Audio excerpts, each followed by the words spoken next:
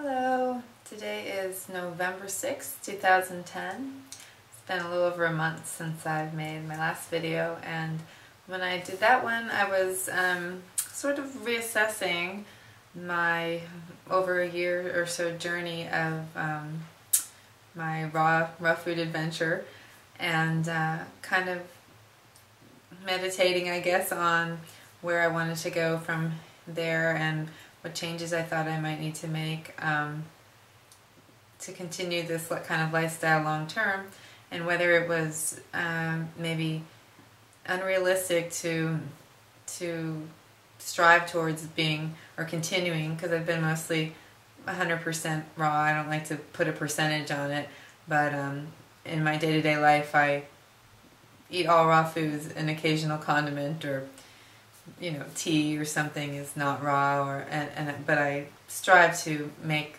the raw option what I usually choose. So I was starting to debate whether it was this unrealistic expectation to hold myself to long term.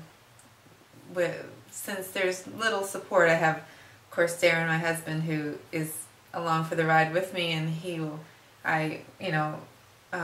I prepare most of the food, so he eats what I eat, and he's definitely made some healthy changes in his life too, and felt the benefits. So he's supportive in that aspect. But in terms of a larger community, it's more challenging to hold to that standard sometimes. And so I was debating whether that was healthy to try to continue that long term, even though I see a big raw food movement coming forward, just not just about being 100% raw, but about adding raw foods into your diet and being more conscious and knowing where your food comes from and eating real foods, not processed foods, and that whole consciousness. I see that coming, but in my current life I just wasn't feeling the support for that. And it's funny because I had been talking about my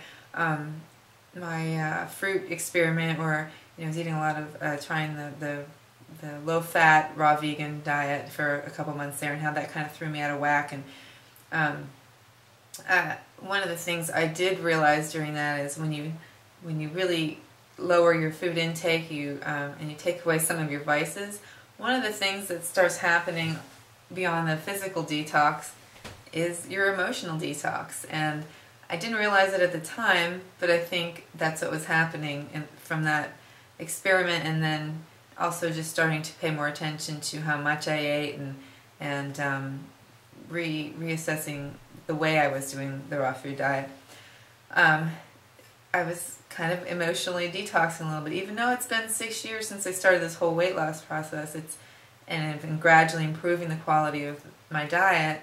I've really stepped back in recent months and really made an effort not to fill myself up with food, to try to fill myself up with other things, and to, I'm not always perfect, but to make, in those moments where I normally feel that compulsion to eat or the reaction to stress, to breathe through it, to realize that I can survive it without whatever I'm going to shove in my mouth to block it out. And it's funny because I feel like the universe brings you the things you need, and at the time I just happened to be reading something online, heard about this book, Raw Emotions, by Angela Stoke, who is now Angela Stoke's Monarch, from the Raw World, I think is their website. But they have a great little YouTube channel, and I had seen the title of her book mentioned quite a bit, and she's coming from a history of being quite overweight, and she talks about her raw food journey, and a lot of it is about dealing with your emotions, and it was just kind of what I needed to hear at the time, and made me realize that even though if I want to remain on this track, that's fine. I just have to, and I don't have to feel like I'm an extremist for trying to maintain as high a raw diet as I have been and want to, and then I can incorporate all that and all that I choose into my life with others that don't, and and still thrive and enjoy. So I've kind of just been on that little quest to kind of balance my emotions more, deal with my emotions more. And it's funny because everyone knows this, that, you know, people lose all this weight, and you know, the reason a lot of people gain it back is because, first of all, they don't continue to do the things that help them get there to start with, but it's because they stop getting the attention, whether it's externally or internally, that, you know, wow, look at the changes, your body looks so great, you're looking so good, and then, you know, that fades away, and then you have to just learn to develop this new lifestyle. And of course, I'm 6 years into this, so physically I've mastered, through different tools and different dietary approaches at different times, I've mastered keeping the weight off.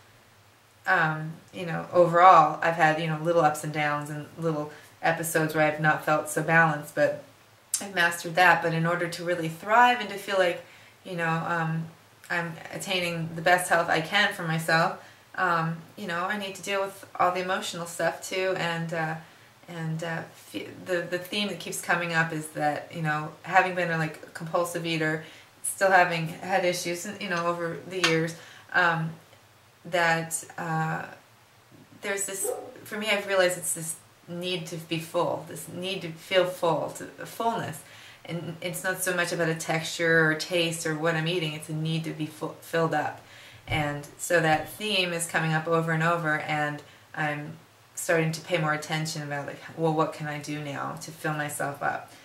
I'm going to just stop, breathe through this near compulsion to grab the handful of almonds or that extra apple that I just don't need because I'm not really hungry. And I'm going to sit here and really look at my daughter, who's trying to get my attention, but I'm too busy thinking about cleaning up the dinner mess or whatever. I'm going to just go focus on this for a minute, and that's going to fill me up. And it's a different kind of nourishment. And so really paying attention to that stuff, and it's really kind of changing my direction. And anyway, so as I said, the universe kind of throws things at you that you need at certain times, and so this book has been really pivotal. And then somebody on our homeschool list sent out a link to a raw food class that was being held locally this weekend at a cafe. And I'd actually gone in and spoken to the owner of the cafe before, and when I saw the post, I thought, well, you know, I've been raw for a year. I already pretty much know how to make, you know, raw desserts and raw thing. I don't really need to go to that.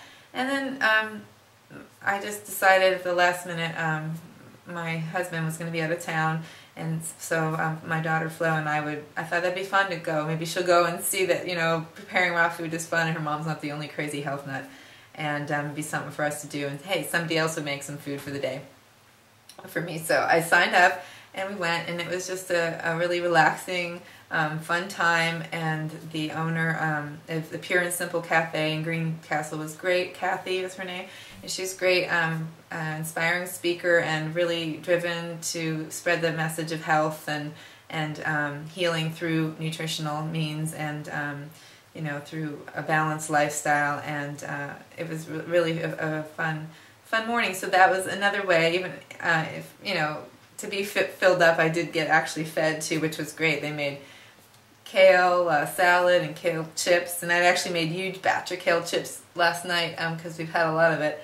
And I brought my own green smoothie and some tea, because I never know when I go to these things, what are they going to have? I'm going to be starving, or so I went prepared, and I was so thrilled to not have to be. It was great. And even Flo liked everything they made and got to help massage the kale, and so we had a really great time. And it was just reaffirming to me that actually I'm just excited to see beyond just raw, just to see this health consciousness coming up around our area, that people are getting the health vibe and getting excited about empowering themselves to heal themselves from disease, to improve their health, all those kind of things.